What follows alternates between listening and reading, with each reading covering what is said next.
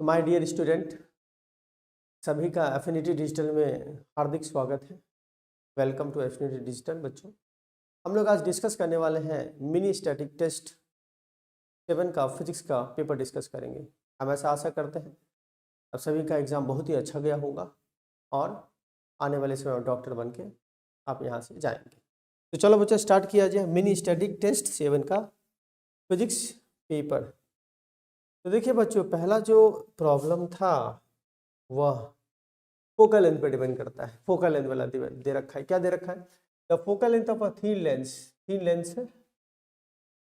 Lens in vacuum is F. तो air में focal length का फॉर्मूला बच्चों, अब डायरेक्ट यहाँ से लिखेंगे 1/f is equal to, formula क्या था? फॉर्मूला बता रहे हैं म्यूएल म्यूएम -1 1/r1 -1/r2। ये फॉर्मूला बच्चों लिखना है, ठीक है। लेकिन अब दे रखा है कि अगर हम लेंस को वाटर में रख दें तो फोकल लेंथ क्या हो जाएगा। तो बच्चों क्या करेंगे, सबसे पहले हम एयर का निकालेंगे, फिर वाटर का निकालेंगे, दोनों को डिवाइड कर देंगे। आई होप क्लियर है। तो चलिए देखिए यहाँ पर क्या करना है, बेसिक मैथमेटिक्स क्या है। यहाँ पे देखिए ये focal length in air available है, ये फोकल लेंथ एयर बच्चा। मटेरियल का रिफ्रैक्टिव इंडेक्स है 3/2 और एयर है 1, तो यहाँ पे वैल्यू पुट करा तो ये आपको इक्वेशन नंबर 1 आ जाएगा। Equation number 1। Now equation number 2, water 1/FW। FW मतलब वाटर में क्या होगा? म्यू जी लेंस का, म्यू W -1। अगर यहाँ पे वैल्यू पुट करेंगे तो ये था 3/2 और बच्चों वाटर है 4/2, ठीक है। तो बच्चों 9/8 आ जाएगा। और यहाँ से देखिए ये जो वैल्यू है ना, यहाँ से वैल्यू ये लिख दिया गया है 1/r1 - 1/r2 is equal to 2/f। बस ये वाला फॉर्मूला। अब इसको यहाँ पर शिफ्ट कर दिया गया है, यहाँ पर शिफ्ट कर दिया गया है, ठीक है। इसको यहाँ पे शिफ्ट कर दिया गया। शिफ्टिंग के बाद देखिए क्या आ जाएगा, कैलकुलेशन क्या हो जाएगा, ये आ जाएगा 1/8। तो 1 water is equal to 1/4। Answer क्या होगा? 4 टाइम्स ऑफ एयर। एयर से कितना टाइम ज़्यादा होगा? 4 टाइम्स ज़्यादा देखने को बच्चों मिलने वाला है। चलिए option number 4 is the correct one. ये जो है ये करेक्ट ऑप्शन है, ऑप्शन नंबर 4। नेक्स्ट प्रॉब्लम पे चलते हैं बच्चों, एकदम आराम से पढ़ना है, देखना है, आपने बनाया होगा। A convex lens is dipped in a liquid whose refractive index is equal to the refractive index of the lens that its focal length। देखिए ये कॉन्वेक्स लेंस है, इसको एक लिक्विड में डिप कर दिया गया इस प्रकार से ऐसे। और बच्चों ये दे रखा है कि लेंस का तो हम जानते हैं म्यूएल है, मीडियम का भी म्यूएम होता है। तो बच्चों दे रखा है कि अगर दोनों का रिफ्रैक्टिव इंडेक्स बराबर होगा तो फोकल लेंथ क्या हो जाएगा। तो आप फॉर्मूला पे जाइए, डायरेक्ट लिख दीजिए। क्या दे रखा है बच्चों? म्यूएल म्यूएम के बराबर बराबर कर दीजिए, तो ऑटोमेटिक क्या आ जाएगा? म्यूएल माइनस म्यूएम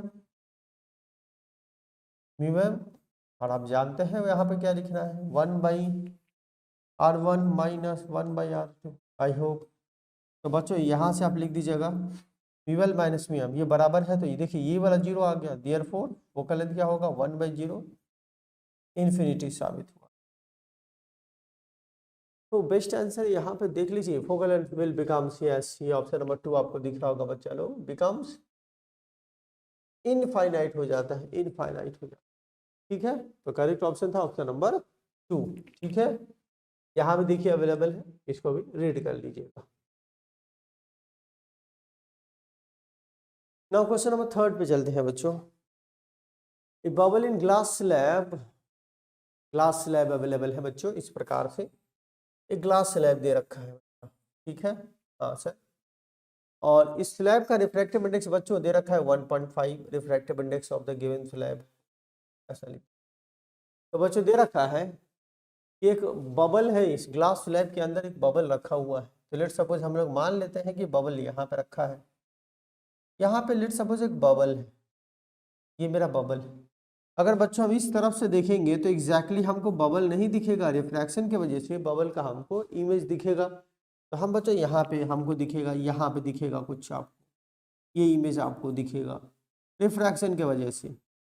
और ये वाला पॉइंट बच्चों दे रखा है, देखिए यहाँ से यहाँ, इसको बोलेंगे हम T1, और ये अपरेंट डेप्थ हो गया। तो बच्चे क्या दे रखा है बच्चा लोग, बच्चों दे रखा है 5 सेंटीमीटर लिख दीजिएगा। और अगेन इस तरफ से देखते हैं, इस साइड से देखेंगे तो आपको ये नजर आएगा, ये यहाँ पे आ चुका है। तो ये जो है ना बच्चों, ये दे रखा है कितना है बच्चा, 2 सेंटीमीटर। ऑब्वियस है ये कितना होगा, तो T2 लिख दीजिए, T2 कर लीजिए। ठीक है, तो फॉर्मूला कौन सा लगेगा, यस बच्चों फॉर्मूला लगेगा apparent depth is equal to real depth by mu, ये फॉर्मूला होगा। क्योंकि देखने वाला जो ऑब्जर्वर है वो एयर में है, एयर में, इसलिए यहाँ पे आपको ये लिखना पड़ेगा। तो चलिए बच्चों बना लिया जाए। तो ये हो गया अपरेंट डेप्थ, ये हो गया रियल डेप्थ, अगेन कॉरस्पॉन्डिंग ये हो गया अपरेंट डेप्थ, ये हो गया रियल डेप्थ। तो यहाँ से देखने पे क्या लिखेगा, तो डायरेक्ट कर दीजिए। तो रियल डेप्थ क्या होगा, ये फॉर्मूला पे ले जाइए, म्यू इंटू डी ए लिख दीजिएगा। ठीक है, ऐसे लिखना है। तो चलिए क्या लिखेंगे, पहला फर्स्ट केस में लिखेंगे, so real depth T1, this is the real depth is equal to apparent into refractive index. बच्चों 5 into 1.5, 7.5. Again, according to the figure T2, real is equal to apparent into refractive index. Apparent कितना है बच्चा, 2 into 1.5। बच्चों ये 3 हो गया। तो what is the total thickness? I hope clear है। Thickness is T, which is equal to T1 plus T2। तो बच्चों 7.5 plus 3, I hope 10.5। आपने बना दिया है ऑप्शन नंबर 3 इसका करेक्ट ऑप्शन। सभी को समझ में आया होगा, चेक कर लीजिएगा, मिला लीजिएगा।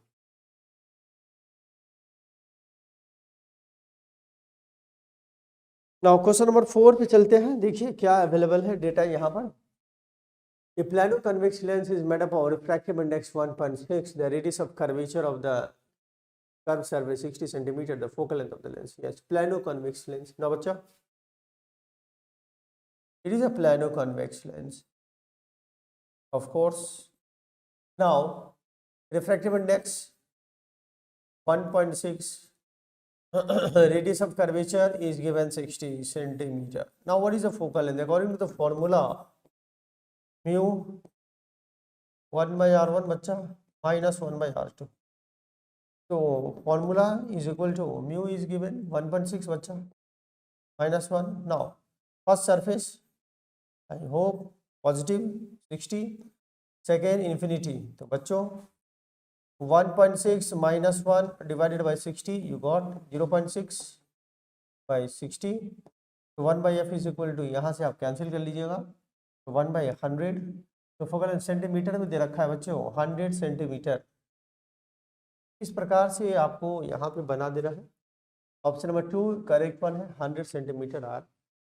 कुछ करना नहीं था, खाली फॉर्मूला लिखना है, लेंस मेगल फॉर्मूला, उस पर साइन के साथ वैल्यू पुट करना है और आंसर आपको चेक करना है। तो आई होप आपने बनाया है, इसको देखा है। चलिए देखिए यहाँ भी अवेलेबल है सेम चीज, यहाँ भी डेटा अवेलेबल है, इसको भी देख सकते हैं। तो नाउ बच्चों क्वेश्चन नंबर, हम लोग चले क्वेश्चन नंबर 5 पे चलिए।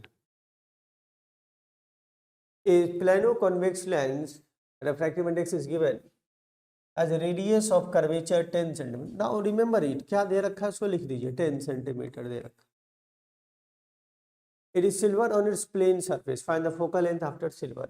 इसको सिल्वर किया गया है प्लेन सरफेस को। तो बच्चों ये ऐसे लिख दीजिए, प्लेन सरफेस को सिल्वर किया गया, ठीक है ना, प्लेन सरफेस को सिल्वर कर दिया गया। तो बच्चों ये बताना है सिल्वरिंग के बाद इसका फोकल लेंथ कितना हो जाए। नाउ जब भी किसी लेंस को आप सिल्वर करते हैं तो उसका जो फोकल लेंथ होता है according to the formula, effective is equal to बच्चा लोग 2 times of FL plus 1 times of FM. These are the magnitude, these are the magnitude without any sign. तो बच्चों इस सरफेस का जिसको सिल्वर करते हैं उसका FM क्या है, तो ये हो गया इन्फिनिटी हो गया। तो यहाँ से तो ये खत्म, तो बच्चा क्या लिखेंगे 2 times of FL। I hope clear है चीज, FM खत्म, 1 by infinity 0। तो बच्चों ये तो खत्म हो गया आपका, इन्फिनिटी तो है ही है ना, 1 by 0 खत्म। ना बच्चों FL निकाल लो साइड में, चलो निकालते हैं। तो यहाँ पे देखिए तो according to the formula f l is equal to mu minus one, 1/r1। देखिए r1 ये वाला सरफेस है 10 है, तो क्या लिखेंगे +10 माइनस 1/r2। बच्चों क्या इन्फिनिटी, तो 1/fl is equal to mu minus 1 upon 10 कर लीजिए। नाउ 1.5 माइनस 1/10 कर लीजिएगा, तो 1/fl इज इक्वल टू 0.5/10 कर लीजिए। तो 5/100 ऑब्वियसली आ रहा है, तो ये कैंसिल आउट 20। तो यहाँ से एफ एल आ रहा है बच्चा लोग 20 सेंटीमीटर की बात करें, 20 सेंटीमीटर। ऑफ कोर्स अब यहाँ पे वैल्यू पुट करने की बारी है। Now we get the value 2/fl is 20, cancelling we get 10। तो बच्चों f is equal to 10 centimetre is the answer. I hope आपको समझ में आया होगा। तो वी गो फॉर 10 सेंटीमीटर। हम लोग 10 सेंटीमीटर ऑप्शन नंबर 1 जो है बच्चा एग्जैक्टली करेक्ट आंसर है, इस पे हम लोग टिक लगाएंगे। Method is given, check the method 10 centimetre. Yes, there is another method, same method in terms of focal and now in terms of power it is given power ऐसे लिख दीजिए, same method है, बस लिखने का तरीका अलग। Now number 6, in displacement method there are two position of lens for which we get clear image. First position of the lens 40 centimeter of form and second is 80 centimeter. What is the focal length? तो बच्चों I hope आप सबको ये theory याद होगा कि displacement method में किसी भी लेंस का, कॉन्वेक्स लेंस का हम फोकल लेंथ निकालते हैं और उस फोकल लेंथ जो होता है, जो कन्वेक्स लेंस होता है, उसका 2 पोजीशन होता है और इट्स इमेज। तो पहला पोजीशन क्या दे रखा है, देखिए फर्स्ट पोजीशन, देखिए यहाँ पे इस फिगर को देखिए, अगर ये ऑब्जेक्ट है तो ये कॉरस्पॉन्डिंग इमेज बनेगा। और सेकेंड वाले केस में क्या होता है कि ये कॉरस्पॉन्डिंग, अगर ये ऑब्जेक्ट है तो इमेज बनता है। इसके बाद एक और चीज़ यहाँ पे एप्लीकेबल है, इस वाले केस में जो ऑब्जेक्ट का पोजीशन होता है वो सेकेंड केस में क्या बन जाता है, इमेज का पोजीशन बनता है। मतलब object and image position are interchangeable हम बोल सकते हैं। इसका मतलब कि पहले वाला पोजीशन ऑब्जेक्ट का जो होगा, ठीक है, इसको ऑब्जेक्ट पोजीशन, और दूसरे वाले में जो ऑब्जेक्ट का पोजीशन होता है वो इमेज चला जाता है। ठीक है, इसको आपको याद रखना है। तो बस एक थ्योरी पॉइंट क्या है यहाँ पे देखिए 40-80 displacement method is based on principle of reversibility. The image distance for first position of lens will be the same as object position with second position of the lens. Yes, ये point हम बोलना चाहते हैं। पहले position में जो image का जो फर्स्ट पोजीशन का डिस्टेंस होता है, इमेज का जो डिस्टेंस होता है, वही डिस्टेंस सेकेंड वाले केस में ऑब्जेक्ट का पोजीशन होता है। इसका मतलब आपको क्या करना है, आपको ये जो 80 सेंटीमीटर है इसको इमेज पोजीशन मानना है, और जो भी इमेज बनता है, वो कैसा बनता है, रियल बनता है। देयरफॉर बच्चों क्या लिखेंगे, u इज इक्वल टू -40, ये देखिए -40, और बच्चों v इज इक्वल टू क्या +80 लिखना है। और बाकी आप जानते हैं लेंस फार्मूला, तो according to the lens formula put the value, we get the answer 80/3 centimetre. ठीक है, आई होप आपको समझ में आया होगा। तो ऑप्शन पे देख लीजिए, मैच कर लीजिएगा, option number 4 is the correct one. और मेन प्रिंसिपल यही है, इसको बार बार आप इसको देखिएगा, इसको याद रखिएगा कि फर्स्ट पोजीशन में जो इमेज का डिस्टेंस होता है फ्रॉम द स्क्रीन वही बन जाता है सेकंड केस में ऑब्जेक्ट का पोजीशन फ्रॉम द लेंस बनता है। इसको आपको याद रखना। नाउ क्वेश्चन नंबर 7 देखिए बच्चों, The double convex lens has two surfaces of equal radii, 15 cm, refractive index mu. Its focal length is equal to. Of course, आप लेंस मेकर फॉर्मूला यूज कीजिए, म्यू एयर में है, medium का चर्चा नहीं है यहाँ पर। There is no information about the medium, आप डायरेक्ट ऐसे कर लीजिए। इक्वल रेडियस, तो बच्चों डायरेक्ट आप लिख दीजिए फॉर्मूला के हिसाब से, म्यू -1 इंटू, आई होप आपने किया होगा, 2/r, तो 1.5 -1 इंटू और 2/r, r यहाँ पे 15 है तो लिख दीजिए 1/f is equal to 0.5 into 2/15। तो यहाँ से आ जाएगा 1/15, f बच्चों 15 सेंटीमीटर। तो 15 सेंटीमीटर आई होप हम लोगों को मिल रहा है 15 सेंटीमीटर। तो डायरेक्ट ऑब्वियस बात, ये क्या है, कॉन्वेक्स लेंस है, कॉन्वेक्स लेंस का फोकल लेंथ पॉजिटिव होता है, तो obviously we go for positive. Option is third 15 centimetre, ऐसा टिक कर लीजिए। तो 15 सेंटीमीटर पॉजिटिव मिला क्योंकि ये कॉन्वेक्स लेंस है, तो आई होप आपने बनाया। चलिए again it is given same thing, ऐसे बना। आई होप आपको आया होगा। Now question number 8. A converging lens of focal length 30 centimeter is placed in contact another converging lens with unknown focal length. Yes, it is given. क्या दे रखे देखो ये है और एक दूसरा लेंस ऐसे।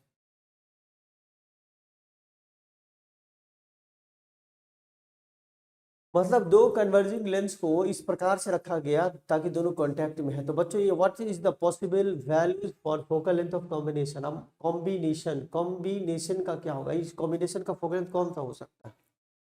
तो देखिए ये ऑब्वियस बात है, इट इज ऑब्वियस, ये ऑब्वियस बात है कि combination behaves like a convex lens. इसका मतलब जो भी फोकल लेंथ होगा पॉजिटिव होगा, नेगेटिव तो नहीं होगा, इसको हटा दीजिए।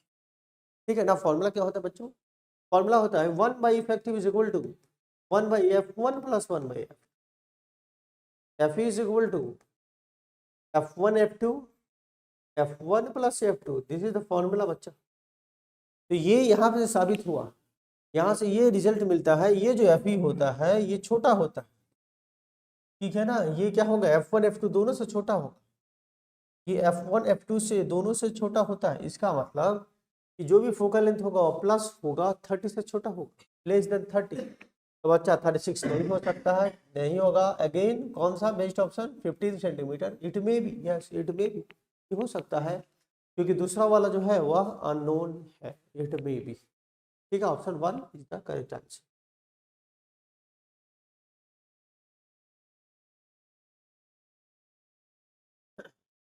Now question number 9 बच्चों। For a telescope in normal adjustment, the length of telescope is found to be 27 centimeter.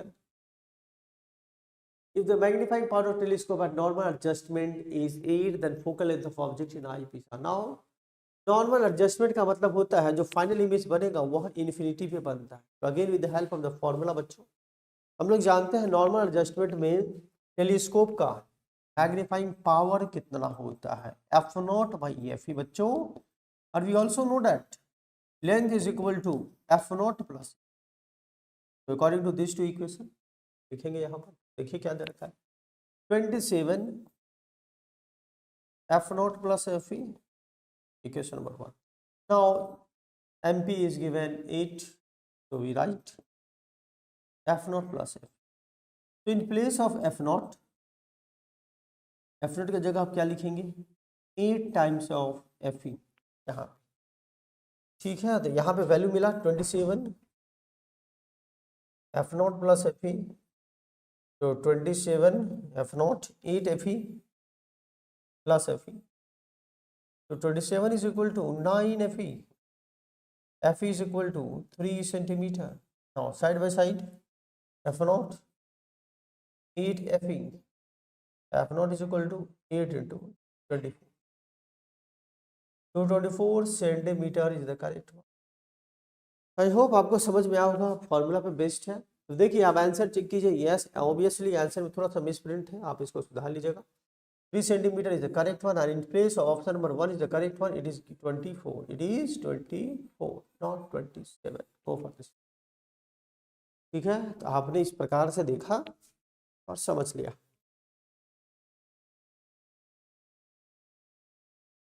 चले बच्चों next problem. Now question number 10।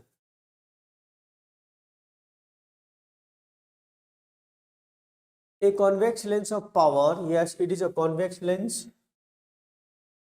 and power is given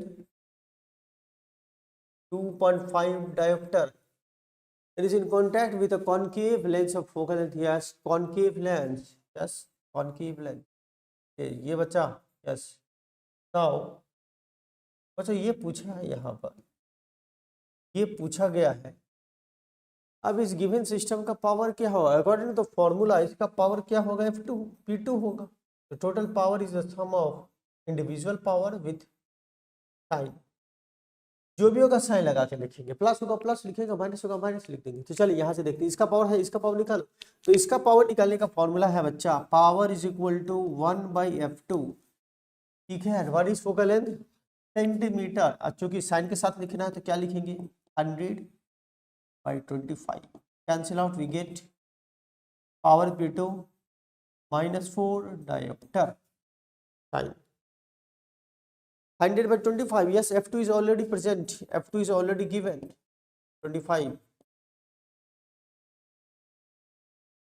तो क्या लिखना है आपको, तो p is equal to 2.5 minus of 4, again obvious minus 1.5d।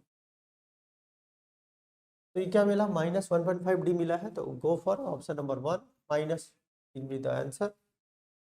Again the system behaves like concave lens, ये concave lens की तरह बिहेव करेगा क्योंकि निगेटिव आ गया है तो डाइवर्जिंग लेंस हो।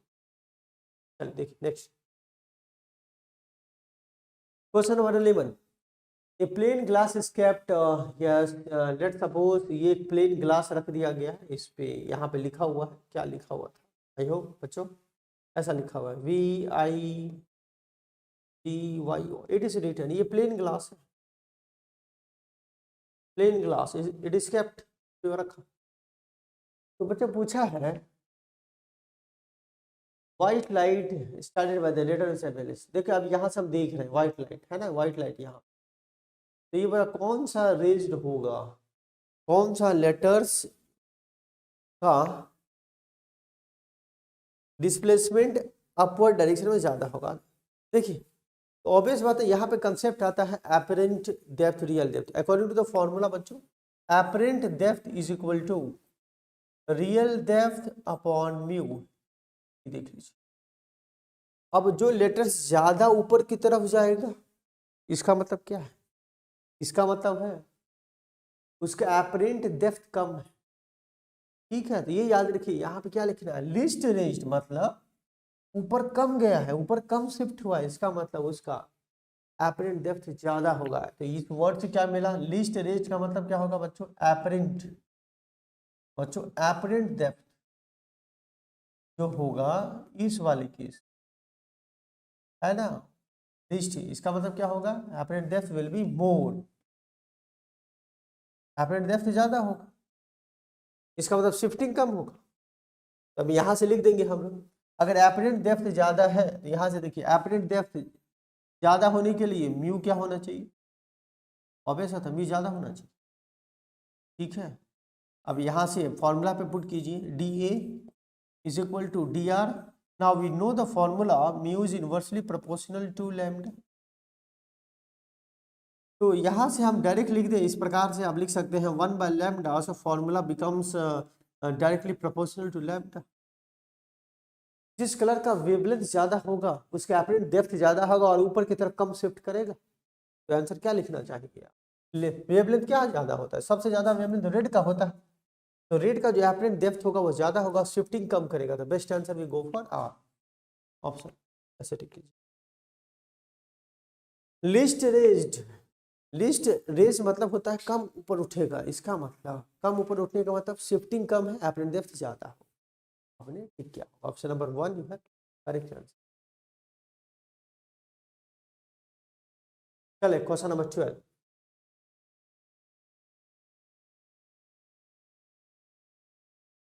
In displacement method, convex lens forms a real image of an object for two different positions. If the height of the image in two cases, yes, it is given. Displacement method, the height of the first image is given 24, and height of the another image is given 6 centimeter. Bacho, what is the height of the object? According to the relation from the displacement method, h1, h2. You know it? Yes, of course.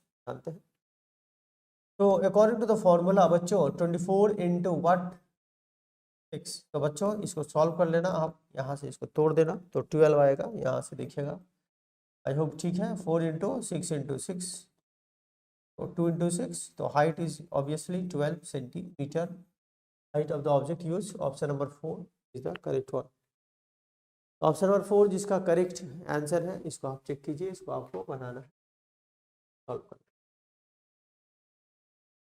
Now question number 13।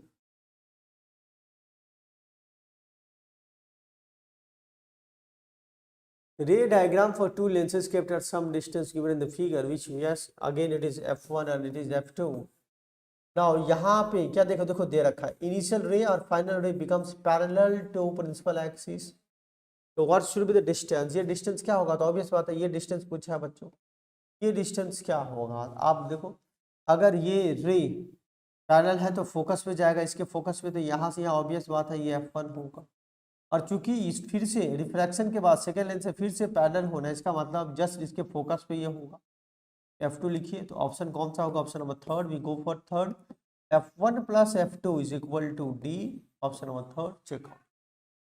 Final ray को parallel जाना है, इसका मतलब ये जो ray of light है ये parallel कब होगा, जब सेकेंड वाला लेंस के लिए ये जो पॉइंट है जहाँ पे इसका फोकस है वहीं पे इसका भी फोकस होना चाहिए, मस्ट बी, बस यहाँ पे लिखेंगे f1 plus f2 is equal to d, option number third is the correct one, इस ऑप्शन पे आपको जाना है, आपको वो देखना है।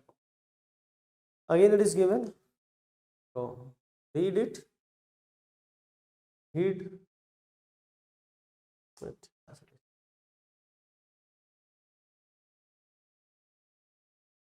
in the diagram a ray is passing through a broken bridge of find angular deviation on the ray. Now we know the deviation बच्चों I plus E minus E, yes this is the deviation, I hope आप जानते हैं। So first of all we find the angle of the prism, so let one angle we have to join these two sides, this is our angle of the prism, so according to the formula this angle becomes 60 degree and this angle will become 30 degree, sum of angle A plus 60 plus 30 is equal to 180, therefore A comes out 90,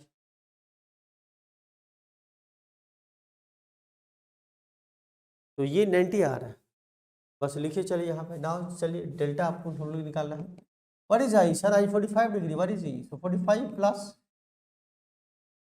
60 minus 9, again it comes 105 minus of 90, so 15 degree is the answer, I hope 15 degree, so we go for option number 4 is the best answer, है ना। Option number 4 आपने सही में टिक किया होगा, आप सभी बच्चे का आंसर एग्जैक्टली करेक्ट है, मेरा आपने बनाया होगा। Now question number 15, a plot between the angle of deviation and angle of incidence shown in the figure given from the graph, one can see that the prism angle is, yes from the graph it is angle of deviation delta बच्चों, it is given angle of incidence। तो बच्चों आपने graph पढ़ा होगा, graph में आपको सीखने को मिला होगा कि for same deviation there are two corresponding angles, graph क्या बताता है, सेम डेविएशन के लिए दो एंगल्स होता है, उन दोनों में से अगर एक एंगल ऑफ इंसिडेंस होगा तो दूसरा एंगल ऑफ इमर्जेंस होना चाहिए, तो from the graph we can write graph, हम लोग यहाँ पे एडजस्टमेंट करेंगे, ग्राफ से क्या मिला, if suppose I is 38 degree then बच्चों E is 58 degree, ठीक है। Now what is delta, delta from the graph is 50 degree, you can write 50 38 58 minus of, इसको आप चेक कर लो, 38 प्लस 58 माइनस ऑफ 50, तो यहाँ से बच्चों 38 प्लस 8 आ रहा है which is equal to 40 degree, 46 degree. Option number 2 जो है ये करेक्ट ऑप्शन है हम लोगों के लिए, ऑप्शन नंबर 2 पे जाना है, कर देना, ठीक है। चलिए ऑप्शन नंबर 2 पे जाइए, it is already given, consult it. Now question number 16 A denser medium of refractive index 1.5 has a concave surface of radius of curvature 12 cm. An object is kept in the denser medium distance 9 cm from the pole. Locate the image due to refraction. Yes, what is the image? तो बच्चों क्या दे रखा है इस प्रकार से figure, yes it is given, ये फिगर दे रखा है कि ऑब्जेक्ट डेंसर मीडियम रखा है। Now it is obviously 1 and it is obviously 2, mu2. Object is kept in the denser medium and now what is given बच्चों? It is given 9. Radius of curvature is given 12 cm. It is given to you. So according to diffraction from curved surface formula, mu2 by v minus mu1 by u is equal to mu2 minus v by r. Now put the value. Air में जा रहा है, mu2 क्या है sir? ये air है बच्चों, ये डेंसर मीडियम है, इट इज डेंसर मीडियम 1.5. तो बस यहाँ पे वैल्यू पुट कर लो. यहाँ पे 1, ये u की जगह क्या लिखना है? निगेटिव. Yes, u is -9. तो minus minus minus minus plus, and mu2 minus mu1. Obvious बात है, ये निगेटिव आएगा. जो निगेटिव नीचे में लिखा है r प्लस लिखना होगा, क्योंकि r along the direction of incident ray है, तो r is plus. So after solving we get v equal to minus 4.8 centimeter. Minus. What is the significance of minus? देखिए बच्चों, माइनस बताता है कि इमेज इसी तरफ बनने वाला है जिस साइड में ऑब्जेक्ट है. जिस साइड में ऑब्जेक्ट है उसी साइड में इमेज बनता है, तो वहाँ पे वह होता है रियल नहीं बल्कि वर्चुअल बनता है. तो हम लोग ऑप्शन पे जाएंगे, देखेंगे कि वर्चुअल इमेज बनता है एट 4.8. आपको टिक करना, ये आपने बनाया होगा virtual at 4.8 centimetre. Now question number 17.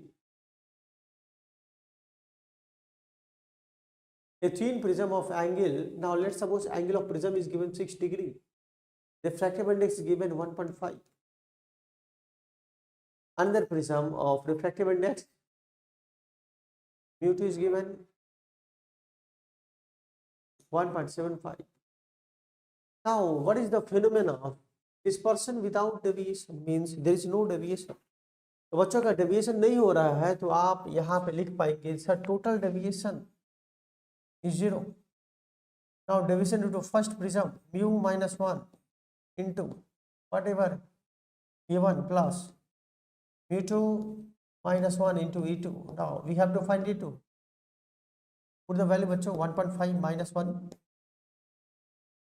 into 6 degree plus 1.75 minus 1 into A2 equal to 0. 0.5 into 6 plus 0.75 into E2 equal to 0. तो बच्चों 3 is equal to 0.75 into E2 75. After calculation we get 4 degree. यहाँ से आप देख लीजिए E2 is equal to 300 by 75 which is equal to obviously 4. Answer is 4 degree. Get 4. तो actually यहाँ पे इस डायरेक्शन में ले जाएंगे, इधर ले जाते हैं तो ये माइनस होगा. Answer we get -4. तो आंसर इज -4. -4 ये बताता है कि दूसरा जो प्रिज्म है वह इन्वर्टेड रखना है, उल्टा रखना है, दोनों का है ना, उल्टा रखना है. ठीक है, तो माइनस आ गया. A2 is equal to -4 degree. लेकिन हमको मैग्नीट्यूड अवेलेबल है, गो फॉर 4 डिग्री. हम ऐसे लिख देंगे कि 4 डिग्री हमको देखने को मिला. ठीक है, चलिए आई होप क्लियर है. आगे बढ़ते. Now question number 18. Compare the dispersive power of two prisms if one of them deviates the blue and red rays through 10 degree and 60 respectively, and on the second prism through 8 and 2. देखिए of course हम लोगों के पास दो prism हैं, first prism and second prism. Now दोनों का बच्चों dispersive power we have to compare their dispersive power. की डिस्पर्सिव पावर क्या होगा नहीं. तो बच्चों क्या लिखना है, डिस्पर्सिव पावर का फॉर्मूला पे वैल्यू पुट करना है. We know the formula, dispersive power is equal to delta V minus delta R by delta. If suppose delta Y is not given, then we will find it with the help of formula averaging delta R by. So these are the concept involved. इसको हमको करना है, बना लेना है. तो again यहाँ जो डेटा है उसके हिसाब से it is given dispersive power is equal to delta V minus delta R by delta R and delta Y is equal to delta V plus delta R by R. And these are the only symbol. Actually, these are the deviation of extreme colors in the spectrum. These are deviation of extreme colors, and this is the deviation of mean colors. तो बच्चों अगर यहाँ से आप solve करते हैं तो first वाले केस में 10 - 6 और एवरेज 10 + 6. एवरेज ये कहाँ से आया सर, 10 + 6 अपॉन 2, तो 8 आ गया, यहाँ से हाफ आ गया. अगेन सिमिलर मेथड आप यूज करेंगे 8 माइनस 6 माइनस समथिंग, ये आएगा यहाँ पे आएगा। अगर दोनों को डिवाइड करते हैं तो बच्चों यहाँ पे ऑब्वियसली हमको क्या मिलता है, मैथमेटिक्स 0.89 ऐसा वैल्यू हमको देखने को मिलता है, 0.89। तो ऑप्शन नंबर थर्ड, ये ऑप्शन पे आपको चलना चाहिए, 0.89 इज द करेक्ट वन। बेहद सिंपल सवाल था, कंसेप्ट, ये कंसेप्ट आपको याद रखना है।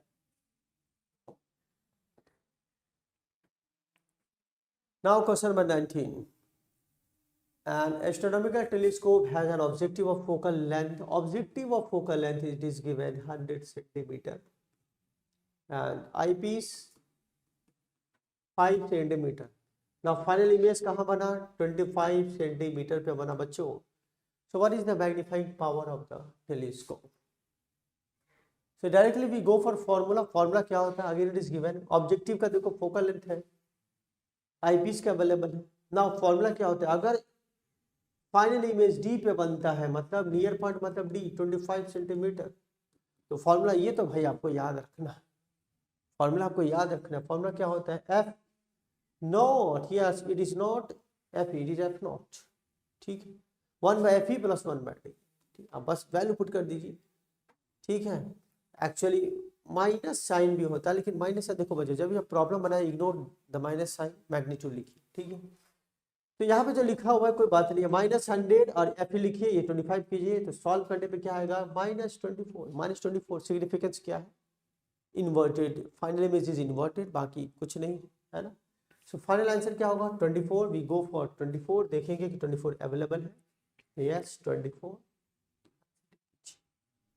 हाँ, इस सवाल के लिए बच्चों, इस प्रॉब्लम के लिए हमको ये फॉर्मूला याद रखना है, ये वाला फॉर्मूला हमको याद रखना है। ऑफ कोर्स ये हमको याद रखना है, F not by F E, चाहे तो ऐसे भी हम लिख सकते हैं 1 प्लस एफ ई बाई, ये आपको याद रखना होगा, ठीक है। इन टर्म्स ऑफ मैग्नीट्यूड आपको याद रखना होगा प्रॉब्लम बनाने। Now next, again similar problem, the focal length of objective and eye lens of telescope respectively, F not is given कितना 200 और F is again given 5 centimetre. Now what is the maximum magnifying power.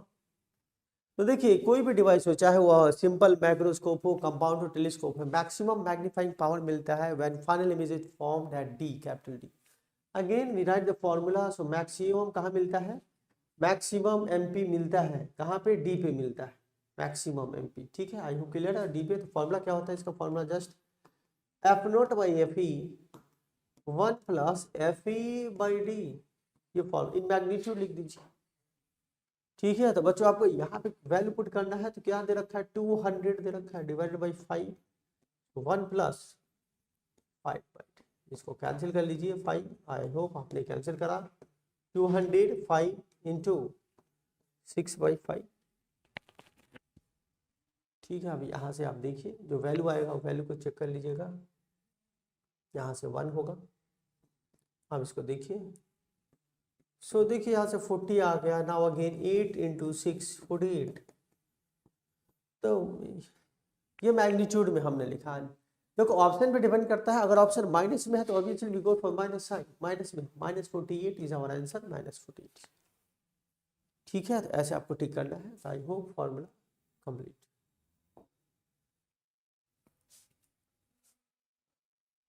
तो next problem, a prism of refractive index √2 has a refractive angle of, now refracting angle we know the angle of prism 60 degree, mu is equal to √2, we know. At what angle must a ray be incident, yes, on it, off, no. So remember on, so it is on it, not off, so that it suffer a minimum deviation. Now we know the minimum deviation condition. Minimum deviation क्या बच्चों, you know it, yes. In case of minimum deviation, R1 and R2 are equal, same, I know, you know, each and every student आप जानते हैं। तो बच्चों क्या ये I R1 R2 and EDC। तो मिनिमम डेविएशन के लिए बच्चों हम डायरेक्ट जाएंगे, minimum deviation R1 is equal to R2 is equal to, now we have to find the angle i, किस एंगल पे प्रिज्म पे फॉल हुआ। तो इसके लिए with the help of Snell's law at the first interface, यहाँ पे first interface Snell's law लिखो, निकाल देंगे। चलो तो बच्चा सबसे पहले R1 निकालेंगे, R1 is equal to A by 2, so E is given 60 by 2, 30 degree। So Snell's law at 1 पे Snell's law लिख दो 1, I hope this is our 1 position interface। So from here 1 into sin I is equal to mu root 2 into sin R, sin R is 30 degree, तो sin I root 2 into half, I hope you clear it, half। तो यहाँ से बच्चों क्या मिल जाएगा, half है ना ये, तो 1 by root 2, तो ऑब्वियस बात है sin is equal to 1 by root 2, तो I is equal to 45 degree, answer is 45 degree. 45 degree पे हम जाएंगे, ऑप्शन नंबर 2 हम लोगों का करेक्ट है, हम लोग ऐसा बनाया है, ठीक है। तो ऑप्शन नंबर 2 पे जाइए, 45 डिग्री इसका best answer. Now question number 22,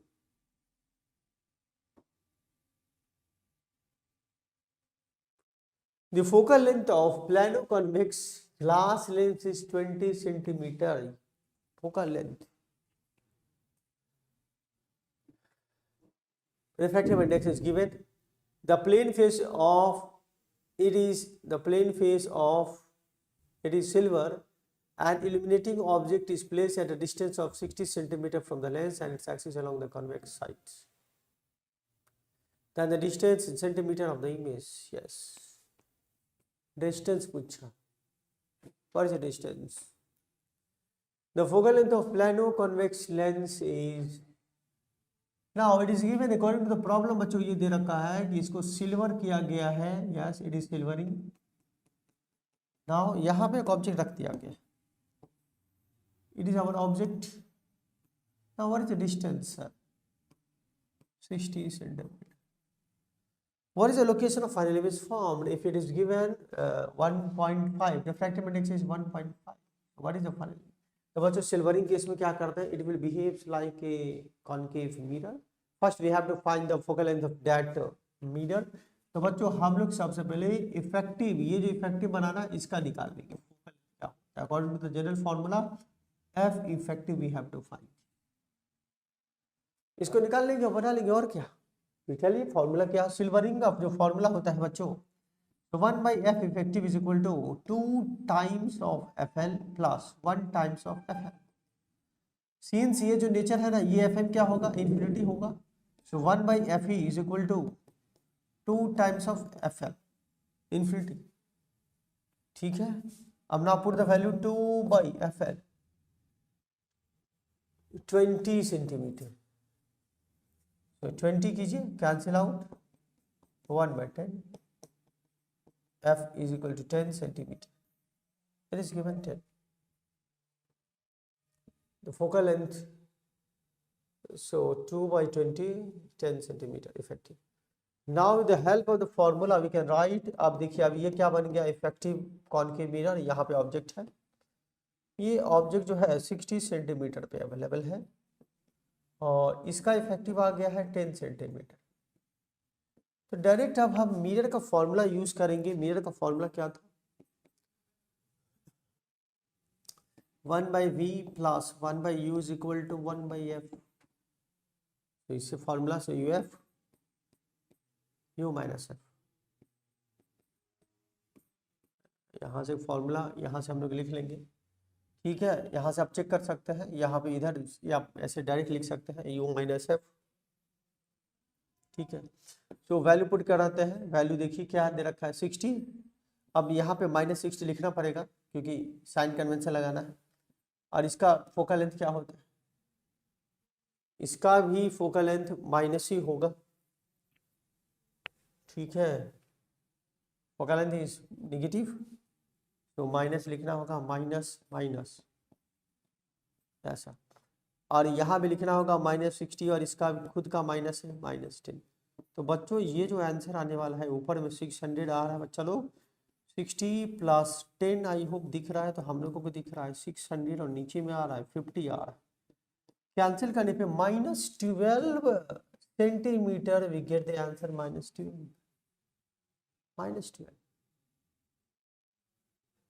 तो यहाँ से क्या -12 मतलब क्या, -12 का सिग्निफिकेंस क्या है कि it is real image is form. -12 option number 4 पे चलिए, -12 कर लीजिए, ठीक कीजिए। चलो नाउ क्वेश्चन नंबर 23।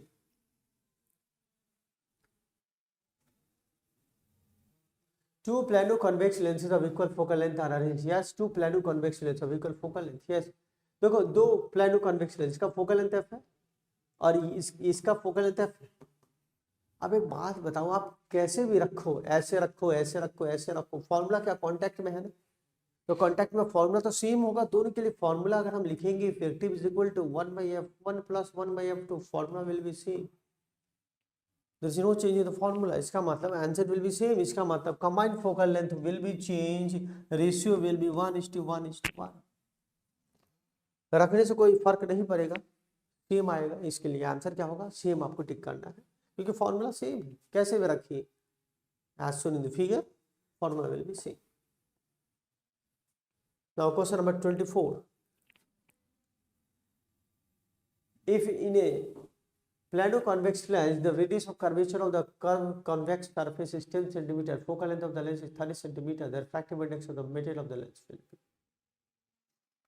ये बच्चों उल्टा दे रखा है, आई होप क्लियर है। मैं उल्टा दे रखा है कि radius of curvature convex surface plano it is given, yes इसका रेडियस ऑफ कर्वेचर है 10 सेंटीमीटर। इसका तो जानते हैं इन्फिनिटी होता है। और focal length it is given, yes बच्चा इसका फोकल लेंथ अवेलेबल है 30 सेंटीमीटर। बच्चों we have to find what is the refractive index of the material, क्या होगा।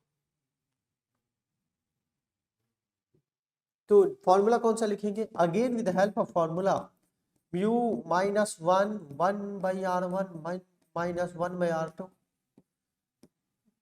सो अगेन सब इट इज r1। अगर r1 इन्फिनिटी लेते हैं तो बच्चों क्या लिखेंगे, 1/f is equal to mu -1 according to the formula 1/इन्फिनिटी -10। क्या निगेटिव, सेकेंड वाला क्या निगेटिव। So according to the formula focal length is given, अच्छा 30 centimetre, we have to write 30। Now mu -1 is equal to 1 plus cancelling, so 1/3 is equal to mu -1, so mu is equal to 1/3 plus 1, 4/3, so 1.33। यहाँ पे answer देख लीजिए। तो I hope clear है, option number 3 is the correct one. I hope आपने बना होगा इस तरह का सवाल।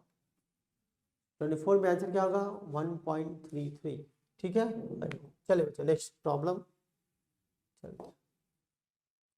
Question number 25।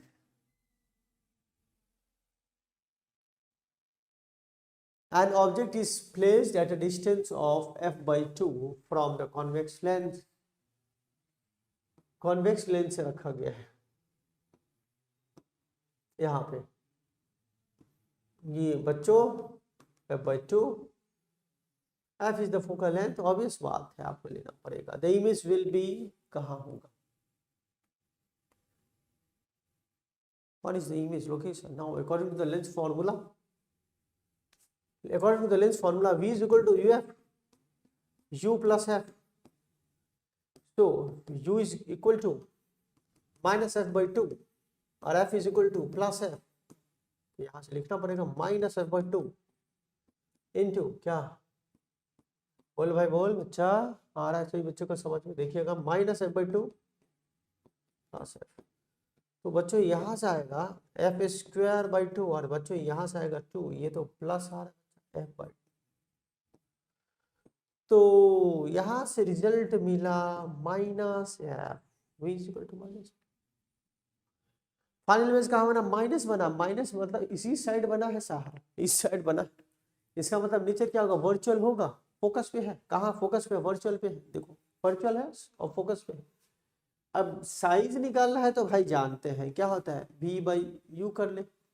यहाँ से देख ले, F है आप जानते ही यहाँ है ना, और यहाँ पे लिख ले 2 टाइम्स, साइज क्या है 2 टाइम्स वर्चुअल एंड 2 टाइम्स, है ना। तो best answer we know option number 1 is the correct one. We go for option number 1 at one of the foci virtual and double its size, ऐसा हम कर 25। तो चले यहाँ तक आप लोगों को आया। नेक्स्ट प्रॉब्लम पे चलते हैं, समझते हैं क्वेश्चन नंबर 26। तो बच्चों 26, when light rays from a radar medium is refractive due to denser medium its speed, obvious बात, कोई भी रे ऑफ लाइट अगर रेडर मीडियम से डेंसर मीडियम की तरफ जाता है तो झुक के जाता है, ऐसे जाता है रेडर मीडियम, और आप जानते हैं डेंसर मीडियम, तो क्या होता है रिफ्रैक्शन में स्पीड चेंज होता है, और रेडर से डेंसर जाने में स्पीड ऑब्वियसली क्या होता है डिक्रीज होता है। स्पीड डिक्रीज होगा तो ऑब्वियस बात है वेवलेंथ डिक्रीज होता है। Go for the option speed decreases, check speed decreases, it is given wavelength, no wavelength is also decreasing। तो भाई ऑप्शन नंबर 4 जो है करेक्ट ऑप्शन। हमेशा याद रखिए डेंस एंड मीडियम स्पीड कम होता है, अगर स्पीड कम होगा तो वेवलेंथ कम होगा। क्यों ऐसा बोला टीचर ने भाई, क्योंकि frequency into lambda, frequency never changes, ये कम होगा तो ये कम होगा, ये ज्यादा होगा तो ये ज्यादा। Option number 4 is the correct option. चलो बच्चों नेक्स्ट चला 20, आई होप हम लोग 26 किया ना, we go for 27। A ray of light strikes a glass plate at an angle of 60 degrees. So let's suppose we draw the figure, हम figure बनाते हैं आराम से। तो रे ऑफ लाइट यहाँ आया, यहाँ टकराया, क्या बात, टकराया भाई कितना एंगल पे, if the refracted rays are perpendicular each other then the index of refraction। देखिए बच्चों अगर आप ब्रूस्टर्स लॉ जानते हैं तो एक सेकंड में आंसर आ जाएगा, नहीं जानते स्नेल्स लॉ लगाओ। दे रखा है कि एक रे ऑफ लाइट यहाँ से वापस गया है और बच्चों एक रे ऑफ लाइट का रिफ्रैक्शन हुआ है। अब दोनों के बीच में ये एंगल है 90, तो ये एंगल ऑब्वियस है, ये तो भाई रिफ्रैक्शन हो रहा है, रिफ्लेक्शन हो रहा है, तो इसके लिए एंगल 60 होगा। तो ये वाला एंगल कितना होगा बच्चों, आई होप आप इंटेलिजेंट हैं, आपने जरूर निकाला होगा एंगल आर। तो देखिए 90 60 क्या यहीं से लिखे बच्चा, 90 + 60 plus r is equal to 180 degree. So बच्चों I hope r is 180 minus of 150, so r is 30 degree. So according to Snell's law यहाँ पे वैल्यू पुट किया जाएगा, ठीक है। एयर एंड मीडियम तो लिख दो बच्चा 1 × sin 60 degree is equal to mu, mu into sine 30। So √3/2 is equal to mu into half, cancelling we get √3। यही हम बताने क्यों, अगर आप नहीं जानते ब्रूस्टर्स लॉ ऐसे बनेगा, जानते ब्रूस्टर्स लॉ तो ब्रूस्टर्स लॉ का एंगल लिखिए tan IP is equal to mu. Go for तो best option, option number 1 is the correct one. आपने भला ऑप्शन नंबर 1 ऐसा टिक कर सकते हैं, ऑप्शन नंबर 1 इसका एकदम correct option. Now question number 28, at what angle will a ray of light be incident on one face of equilateral prism? Yes, क्या है equilateral prism है, वाह। so that yes इमरजेंसी, देख तू डॉक्टर बनेगा तब ना इमरजेंसी वार्ड में जाएगा, यहाँ पे तो इमरजेंट होना चाहिए। क्या होना चाहिए, इमरजेंट, इमरजेंट रे में grazes the second surface of the prism. तो बच्चों क्या डायग्राम होना चाहिए, yes diagram look like this, ऐसा डायग्राम बना लेंगे। आप सोचिए कि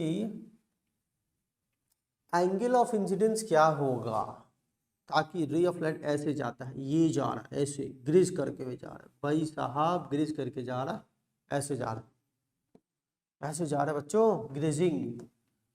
तो बनाया जाए बच्चों, बोलेगा यस सर बनाइए। आपने तो बना दिया, अपना जलवा दिखा दिया एग्जाम में, ठीक है। ये एंगल क्या है आ रहा है समझ में ना, ये एंगल क्या होगा 90 डिग्री होगा। ठीक है, यहाँ पर ये जो एंगल होगा ना ये 90 डिग्री होने वाला है,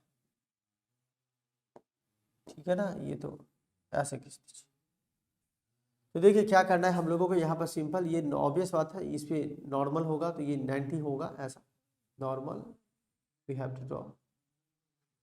ये एंगल R2 एंगल 90, ठीक है। ये एंगल हमको I निकालना है और ये हमको R1 करना, ठीक है।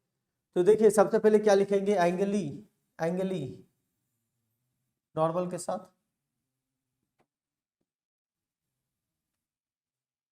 ठीक है। तो ये दे रखा है grazing means 90 degree, grazing means 90 degree. और यहाँ पे बच्चों यहाँ पर म्यू दे रखा है, what is mu, √2 is the mu, अच्छा 2 is mu naught √2, 2 is the mu.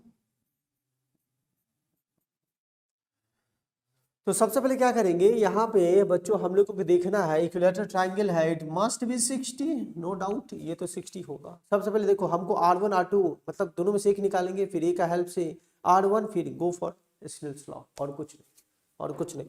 तो बच्चों इसके हेल्प से निकाल लेते हैं। देखो यहाँ पे अगर स्नेल्स लॉ पुट करें at this point, Snell's law लगाएंगे तो क्या आ जाएगा, 1 × sin 90 is equal to mu × sin R2। So 1 is equal to mu है 2 × sin R2, बच्चा लोग sin R2 is equal to, तो R2 कितना होता है, अरे यार 30 आ गया, यस जो आया बिलीव कीजिए 30। इसके हेल्प से क्या लिखेंगे, अब हम लोग यहाँ पे लिख लेंगे A is equal to R1 plus R2, now 60 is equal to R1 plus 30, so we will get R1 is equal to 30। अब इसके बाद स्नेल्स लॉ दिस इंटरफेस, यहाँ पे स्नेल्स लॉ लिखेंगे 1 × sin i is equal to, exactly क्या आएगा देखिए, exactly आपको सेम ही आंसर मिलने वाला है कुछ। तो 2 × sin 30, sin i is equal to 2 × half 1, अरे भाई 1 आ गया, 1 कितना होता है 90 डिग्री मिलता है, वाह एक अद्भुत सवाल का आंसर अद्भुत मिला। क्या अद्भुत मिला कि अगर μ2 होगा, अगर μ2 होगा तो भाई ये भी 90 वो भी 90, क्या बात, मजेदार सवाल था बच्चा।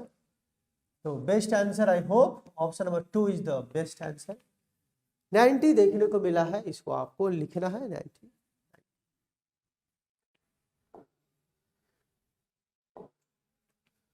नाउ क्वेश्चन नंबर 29 की तरफ बढ़ा। In a medium of refractive index 1.6 and having a convex surface has comma, यहाँ पे comma होना चाहिए, has a point object in it at a distance of 12 centimeter from the pole, the radius of curvature is 6 centimeter, locate the image as seen from the object। convex surface distance is 12। तो बच्चों देखिए क्या दे रखा है, ये जो refraction from curve surface है ना, एयर से देखने पे कॉन्वेक्स सरफेस होना चाहिए, तो इसका फिगर ऐसा बनेगा, yes figure is look like this, convex, या ये क्या है, एयर है, इसका डिस्टेंस क्या है 12 है, तो यहाँ पे μ1 कहाँ से गया, μ1 इज 1.6, एयर गया, μ2 इज 1,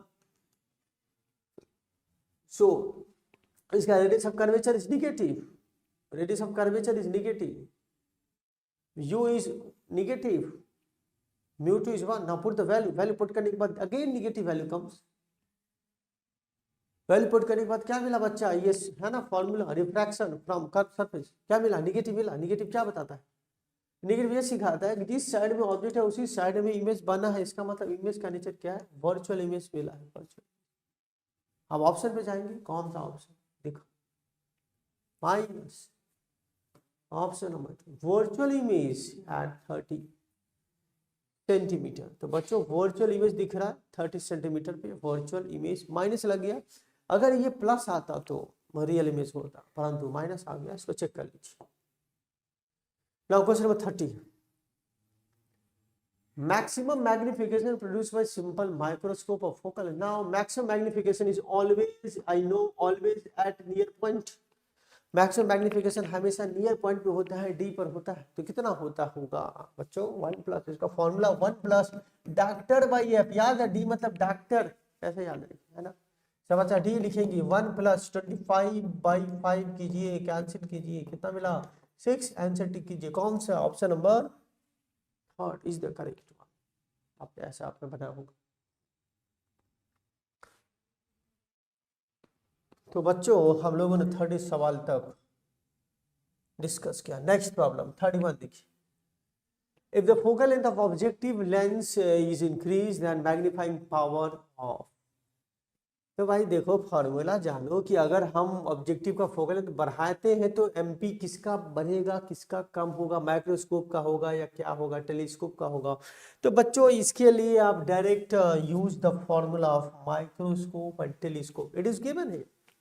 सो टेलीस्कोप का फॉर्मूला होता है F note by F E 1 plus F E D, microscope formula होता है। देखिए नीचे में यहाँ पे एफ नोट है ना, अगर हम एफ नोट को इंक्रीज करेंगे ऑब्वियस बात है टेलीस्कोप का एमपी इंक्रीज हो जाएगा और इसका माइक्रोस्कोप का डिक्रीज होगा, तो माइक्रोस्कोप का एमपी डिक्रीज होगा और टेलीस्कोप का जो एमपी होगा वह इंक्रीज होगा।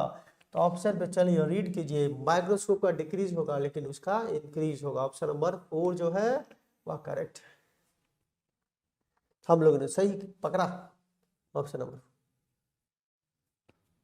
क्वेश्चन नंबर 32 पे चलो बच्चों, देखो बेहतरीन सवाल, आपने बेहतरीन जवाब दिया होगा ऐसा हम उम्मीद करते हैं।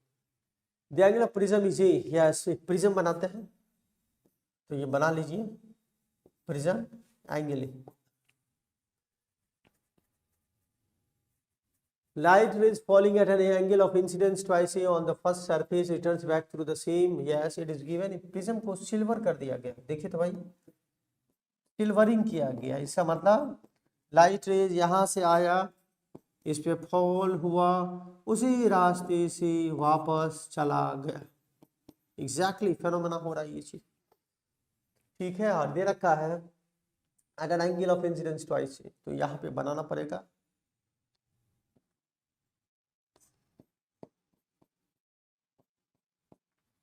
खींचना पड़ेगा बच्चा लोग। तो ऑब्वियस बात है कि रे ऑफ लाइट अपना रास्ता को रिट्रेस करता है, वापस चला जाता है, उसी रास्ते को फॉलो अप करता है। इसका मतलब होता है बच्चों कि वहां पे जरूर कोई कोई मिरर होगा, चाहे वह प्लेन मिरर होगा चाहे वह कोई भी स्फेरिकल मिरर हो। कंसेप्ट क्या है, अगर वापस आना है इसका मतलब 90 डिग्री टू द मिरर होना चाहिए, तो ये वाला 90 डिग्री हुआ, जैसे ही 90 ये हो जाएगा इस सरफेस पे R2 becomes 0। Now R1 plus R2 is equal to A according to the formula A is equal to R1। तो ये R1 तो आ गया समझ में, R1 is equal to A। Now again बच्चों हम लोग यहाँ पे R1, now we go for Snell's law at this point, इस पॉइंट पे Snell's law लिख लेंगे।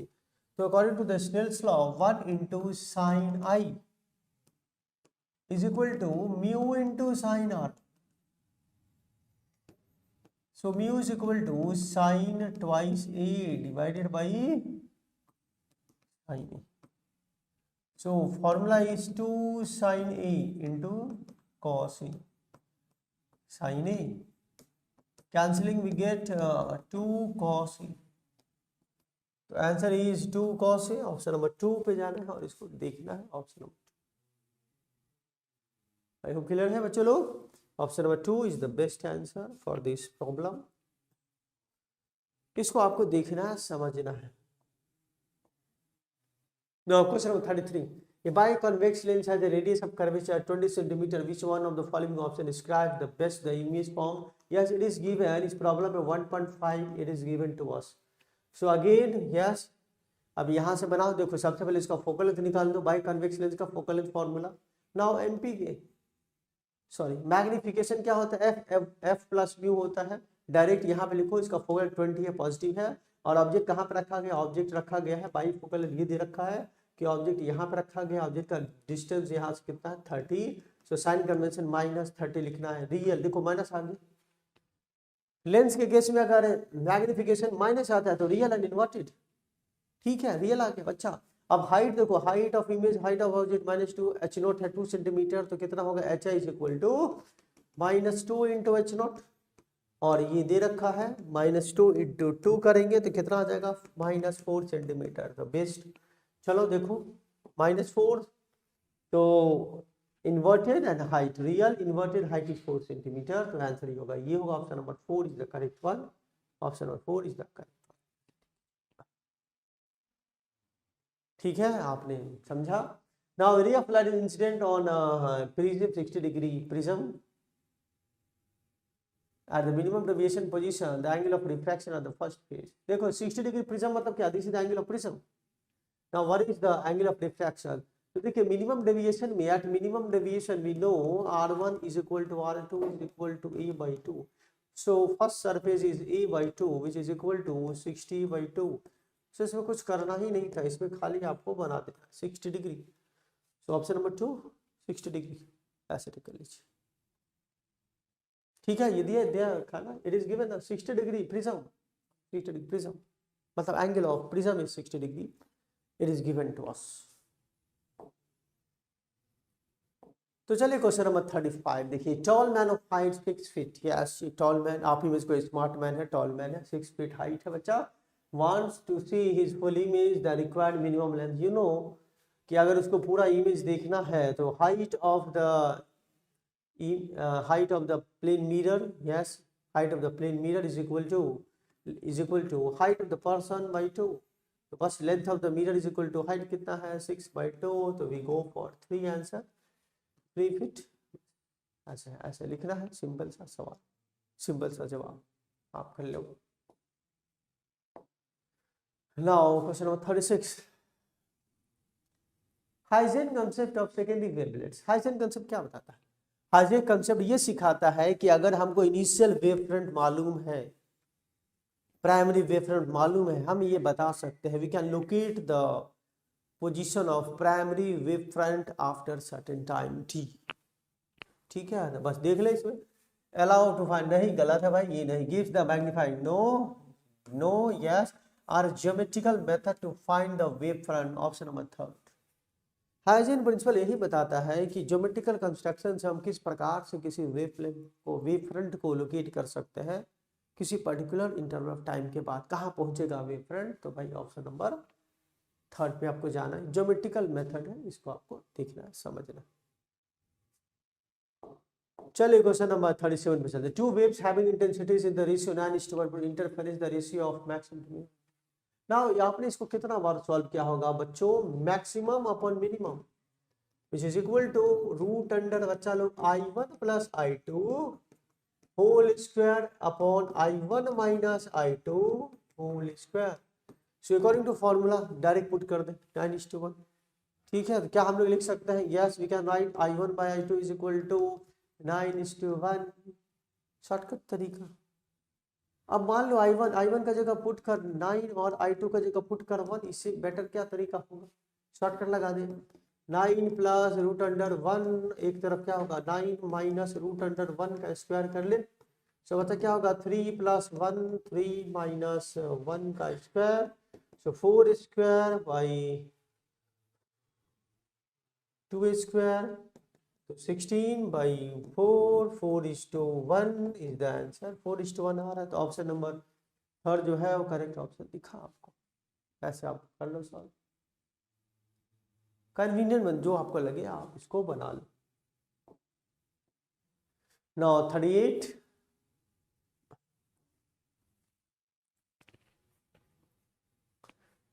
the fringe width in Young's double slit experiment can be increased if yes, now we, what is the fringe width, beta बच्चों, क्या beta, d lambda by d। अब बताओ यार इसको बढ़ाने के लिए आप क्या क्या कर सकते हैं, क्या इफ यू डिक्रीज, देखो d को डिक्रीज करेंगे डिक्रीज होगा, यस इनवर्सली खोजो, b इज इनवर्सली जो 1/d, तो भाई इसको बढ़ाने के लिए हमको we have to decrease the separation of slits, option number 1 is the best one. हम क्या करेंगे, सेपरेशन जो है दोनों स्लिट के बीच में जो सेपरेशन है उसको हम कम कर देंगे, तो फ्रिंज विड्थ आपका इंक्रीज हो जाएगा। ठीक है, चलो बच्चा नेक्स्ट प्रॉब्लम देखिए, in case of Young's experiment there are 2 virtual sources of light from the same, no guys virtual source कहाँ होता है, this light coming from slit, real source is both the slit get light from single monochromatic source, yes option number 2 separate, no option number 2, एक single slit से एक single source से, एक single source से हमको 2 स्लिट पर light मिलता है यंग्स एक्सपेरिमेंट में। Option number 2 is the correct one. Now 40, a double slit interference experiment is carried in air and the entire arrangement dipped in water as a result, yes। अगर हम Young's experiment को air में करते हैं और उसी experiment को अगर हम दूसरे मीडियम में करते हैं, वाटर में करते हैं, कोई दूसरा मीडियम करेंगे तो क्या इफेक्ट फ्रिंज विल पे होगा? ऑब्वियस बात है, beta is proportional to lambda. Yes, you know the formula. अगर हम मीडियम चेंज करेंगे, मीडियम चेंज किसी भी दूसरे मीडियम में जाएंगे other than air, then lambda क्या होगा? लैम्डा डिक्रीज होगा, जिसका मतलब बीटा विल डिक्रीज।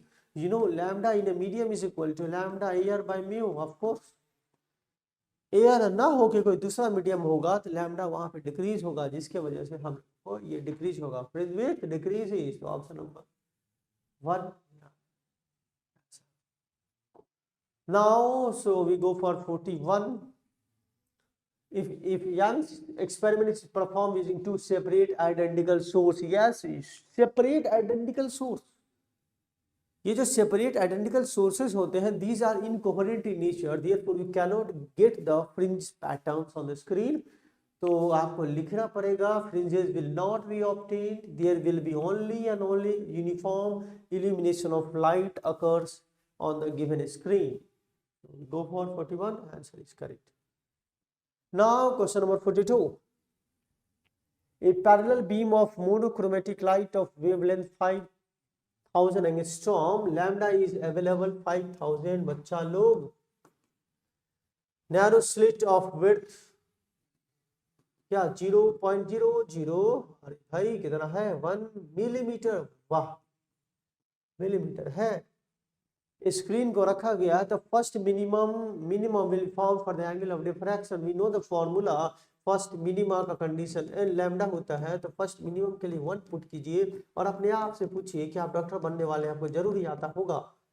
ठीक है बच्चा, तो यहाँ लैम्डा लिख दीजिए। लैम्डा कितना 5000 000 10⁻⁻10 और नीचे में देख कितना खतरनाक है 0.001 इंटू 10⁻⁻3। तो भाई ये हो गया, देख यहाँ से 3 है, ये 3 है, ये 3 है, तो भाई 3 इतना अद्भुत चल रहा है, तो 10⁻⁻1 मिलेगा। तो sine theta is equal to 5/10 मिला, कितना हो गया आधा हुआ।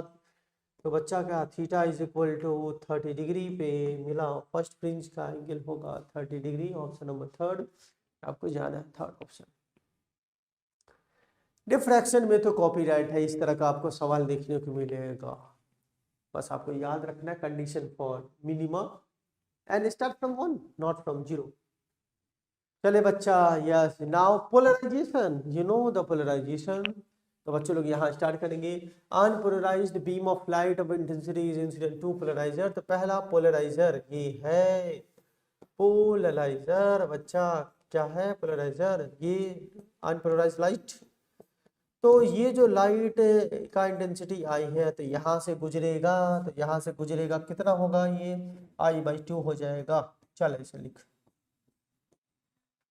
और दूसरा वाला जो है यहाँ पर सेकेंड वाला जो पोलराइजर है बच्चा लोग कहा दे रखा पर, तो now the angle between the two is theta. इसका मतलब सेकेंड पोलराइजर ऐसे रखा है। सेकेंड पोलराइजर जो है बच्चा लोग इस प्रकार से रख दिया गया है।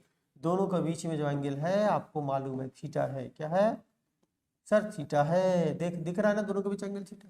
अब क्या होगा? ट्रांसमिटेड ये कंप्लीटली 100% पोलराइज हो चुका है ना। According to the Malus law, you know the Miller's law, according to the Miller's law, I0 into cos squared theta। now put the value, तो यहाँ पे हमको मिलेगा IT is equal to I/2 into cos squared theta। we get the answer। तो I hope clear है। Option number 2 the Miller's law। चलिए 44 देखिए, 44 कहाँ है? तो 44 पे आइए। In Young slit experiment 12 fringes are obtained in certain fragments of the screen when light of wavelength 600 nanometre is used with the wavelength light is changed. Now इस तरह का कोई भी सवाल आए कि फ्रिंजेस जो बनता है certain segment of the screen बनता है, डायरेक्ट गो फॉर क्या? गो फॉर डायरेक्ट लिखेंगे n1 lambda 1 is equal to n2 lambda 2 other things are same. बाकी कैपिटल डी स्मॉल डी सब सेम होगा, बस ये नंबर ऑफ फ्रिंज बताएगा। तो नंबर ऑफ फ्रिंज बताएगा तो आप इंटेलिजेंट है तो डायरेक्ट लिखिए 12 इंटू 600 कर लो, और N2 पे निकाला है तो क्या है बच्चा 400। अरे भाई इतना सिंपल था, हाँ सोचा नहीं था, सोच लो अभी जरा, तू लोग है डॉक्टर, कैंसिल कर। 3 कितना मिला इंटू 18 फ्रिंज बनेगा, 18 18 18, गो फॉर 18 18 फ्रिंजेज ऐसा कर ले। कभी भी ऐसा सवाल आएगा कि फ्रिंजेस बनता है particular segment of the screen में, तो ये फॉर्मूला देखना तुम लोग, एनुअल lambda 1 is equal to N2 lambda 2 कीजिए और फिर इसको बनाइए, ठीक है। आई होप आपने बनाया होगा। तो चलिए नेक्स्ट क्वेश्चन नंबर 45 क्या दे रखा है, 4 different independent waves are given by the given equation, which of the 2 waves interference। देखिए क्या कौन कौन सा वेव्स के बीच में इंटरफेरेंस होने वाला है, तो आंसर है ये वाला वर्ड पर, ये independent waves. Independent waves are incoherent, therefore we can not obtain interference, therefore not possible with any combination. Incoherent waves है तो हमको इंटरफेरेंस नहीं मिलने वाला है, हमको यूनिफॉर्म इल्यूमिनेशन ऑफ लाइट मिलेगा। तो आंसर लिखेंगे 4th नंबर पे चले जाना है। Now question number 46. The center fringe of the interference pattern produced by the light of wavelength 6000 is found to shift. Lambda is equal to 6000 angstrom. It is given to us. Yes बच्चा लोग given है, लिख लो। अब ये देखा गया है कि जो आपका सेंटर फ्रिंज था इस केस में वह शिफ्ट हो चुका है, 4th ब्राइट फ्रिंज पे चला गया। अगर आप किसी एक स्लिट के ऊपर रखते हैं ग्लास स्लैब, एक स्लैब रखते हैं, तो बताना है बच्चों what is the thickness of that slab. तो आंसर है सेम कि भाई यहाँ पर जो सेंटर फ्रिंज का शिफ्ट कितना होता है, शिफ्ट होता है T म्यू -1/T, ये फॉर्मूला। तो क्या लिखना है, YT is equal to Y5 करना है, ये टेक्निक लगाना है। आप याद रखिएगा कि जहां पे इनिशियली 4th ब्राइट फ्रिंज था, कौन सा 4th ब्राइट फ्रिंज था, वहां पे पहुंच गया है सेंटर मैक्सिमा। तो बराबर कर दो, डायरेक्ट लिख दो mu -1D/D is equal to 4th initially था, तो 4th का फॉर्मूला जानते हैं ना बच्चा, क्या होता है yn is equal to ND λ/D। ठीक है ना बच्चों, लिखेंगे 4D λ/D, ये फॉर्मूला लिख। अगर ग्लास प्लेट अवेलेबल नहीं है तो वहां पे 4th ब्राइट का जगह था, स्लैब लगाने के बाद centre maxima 4th bright fringe पे पहुंच चुका है। इसका मतलब दोनों का सेंटर से दूरी, ये वाला डिस्टेंस बराबर हो जाएगा B0, वहां पहुंचा जहां पहले 4th था, तो YT और ये Y4 हमने बराबर करा।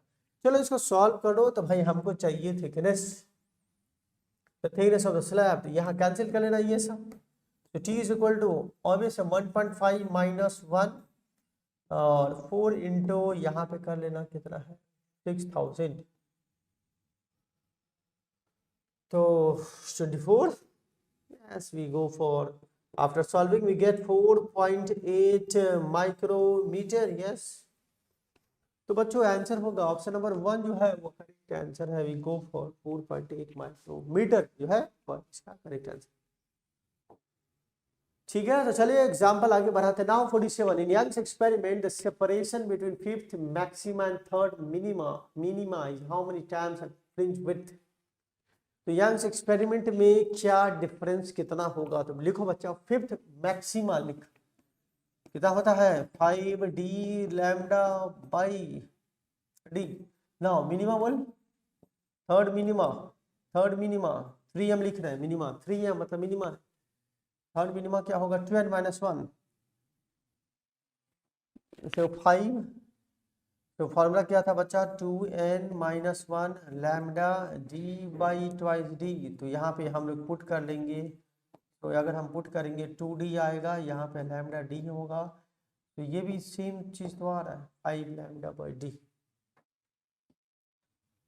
तो बस यहाँ से आप लिख लो Y5 - Y3m लिखेंगे तो कितना हो जाएगा 5D lambda by D minus 5 lambda D by 2d, यही आ रहा है। कॉमन को यहाँ पे देख रहे हैं आप लोग, कॉमन 5 माइनस, अच्छा 5 को बाहर निकाल लेते हैं बच्चा लोग। तो 5 निकालने के बाद यहाँ आएगा हाफ। तो देखो बच्चों ये मिला, आंसर मिला है 5d/2d, ये मिला, ऐसा हमको ऑप्शन मिला। अब देख फ्रिंज विड्थ क्या होता है, तो बच्चों fringe width is equal to D lambda by D होता है, बस ये वैल्यू पुट कर लीजिए। तो 5/2 ऑफ बीटा, तो ये मिला 2.5 बीटा, हमको देखने को मिला 2.5 बीटा। इतना टाइम ज्यादा, option number third is the correct one, तीसरा ऑप्शन हमको देखने को मिला है। ठीक है, आई होप आप बना लिए होंगे। चलिए क्वेश्चन नंबर 48 भाई, if the amplitude ratio of the two source producing interference is not the ratio of, yes, intensity of maximum amplitude, yes, we know the formula maxima upon minima, we know the formula is equal to in terms of a1 plus a2 upon a1 minus a2 का whole square. अब जब इस तरह का सवाल दिया रहे तो direct we write a1 by a2 3/5। ऐसे मान लेना, जल्दी से बनाने का तरीका है 3 मानो और a2 की जगह 5 लिखो और एकदम बना दीजिए, बना दिया। तो यहाँ पे आप जाएंगे 3 + 5 एक तरफ होगा, एक तरफ होगा 3 - 5 होल स्क्वायर है, तो बच्चा ये मिलेगा 8/2 होल स्क्वायर, ये हो गया 4। तो बच्चा 16:1 आंसर मिल रहा है। हम लोग ऑप्शन नंबर थर्ड पे चलते हैं और इसको बना लेते हैं। अच्छा ठीक है, आई होप आप बना लिए होंगे। चलिए क्वेश्चन नंबर 49 पे चलिए। तो क्वेश्चन नंबर 49 की बारी, यस 49 पढ़िए। देखिए क्या दे रखा है, in Young's double slit experiment the intensity on the screen at point where path difference is K. Yes, दे रखा है कि जहां पर दो वेव्स के बीच में पाथ डिफरेंस लैम्डा है वहां पर इंटेंसिटी की है। तो क्या बच्चों फॉर्मूला पता है? बोलेगा हाँ सर फॉर्मूला पता है। कौन सा वाला? I0 4 cos स्क्वायर 5/2, ये फॉर्मूला, ये फॉर्मूला 4I0 cos स्क्वायर 5/2। तो बच्चों क्या करना है, जहां पे पाथ डिफरेंस है वहां पे की है, तो क्या लिखेंगे पाथ डिफरेंस। सबसे पहले I1 लिखेंगे हम की एट डेल्टा x1 क्या है लैम्डा। नाउ सबसे पहले आप फेज निकालो, आप वैल्यू पुट कर दो, आप जानते हैं आप doctor. 5/1 = 2 pi lambda into delta x। Now according to the formula बच्चा लोग 2 पाई लैम्डा इंटू, अरे भाई कितना लैम्डा, खत्म करना 2 पाई कर 2 पाई आ गया। इसी प्रकार से इसको सॉल्व कर लो ना, इसकी सॉल्व कर देख, सॉल्व करते हैं। देखो फॉर्मूला अवेलेबल है। नाउ करस्पॉन्डिंग फेज डिफरेंस λ/4 होगा, तो फेज डिफरेंस कितना होगा, पाथ डिफरेंस λ/2 4 होगा, तो फेज डिफरेंस π/2 कर π/2 by using this formula. I = 4I0 cos square, ये कैंसिल हो जाएगा, बस यहाँ पे आपको 5/1/2 लिखना है। ठीक है, तो 5/1/2 अवेलेबल है। 5/1 = 2 पाई, 5/2 = π/2। पुट कीजिए, रेशियो क्या आएगा I1/2 = 2, तो यहाँ पे क्या मिलेगा I2 = k/2। ये आंसर आपको देखने को मिलने वाला है k/2। तो we go for option number 2 is the correct one. ठीक है, now this is the last one हम लोगों ने डिस्कस करा। Now this is the last सवाल। In Young's double slit experiment, the center maxima are absorbed to be I0 if one of the slit is covered। एक slit को cover कर दे। देखो दो स्लिट होता है, अगर दोनों स्लिट में हम लोगों को ये मिलता है सेंटर मैक्सिमा, यहाँ मिलता है कितना मिलता है सेंटर मैक्सिमा पता है, आई मैक्स मिलता है 4I। अच्छा ये दे रखा है सेंटर मैक्सिमा I0 होता है, काम करते हैं ऐसे लिख ले, क्या दिक्कत है, ऐसे लिख ले सेंटर मैक्सिमा। तो हम लोग क्या करेंगे बच्चों लोग, लिखेंगे 4I लिखेंगे, और यहां मान कर चलेंगे इस वाले केस में I1 = I2 = I। ठीक है, सो I0 = 4I, ऐसे लिख, ये मिला। If one of the slit is cover, अब देख एक स्लिट को कवर कर दे, अगर मान लीजिए ये स्लिट कवर है तो जो भी लाइट मिलेगा सेंटर पे क्या मिलेगा, एक ही तो इंटेंसिटी होगा, सिंपल ऑल इंटेंसिटी। ठीक है, तो इस बार क्या लिखेंगे I2 लिख ले, क्या मिलेगा इंटेंसिटी हमको। तो इंटेंसिटी का formula I1 + I2 + 2 √I1 I2 cos। I2 तो 0 है तो 0 कर ले, इसका इंटेंसिटी नहीं मिला। ठीक है, I2 0 मिला, और हमको ये खोजना है, डैश खोजना है ना, I max डैश खोजना है। चल I max डैश हमको लिखना है I max डैश। तो आई मैक्स डैश हमको खोजना है, तो यहाँ पे क्या लिखेंगे, I max dash is equal to, मिलेगा क्या, ओनली आई वन मिलेगा, no only I one which is equal to I, both are same. Now according to the relation I यहाँ से लिख लेंगे I is equal to I not by 4, तो बच्चों क्या मिलेगा, I नॉट बाई 4 लिखने को मिलेगा। So we go for this third option I not by 4। तो होप आपने सभी डिस्कशन देखा अच्छी तरह से, मजा आया होगा, क्योंकि डॉक्टर तो बनना है आपको अल्टीमेटली। तो थैंक यू फॉर वॉचिंग बच्चों।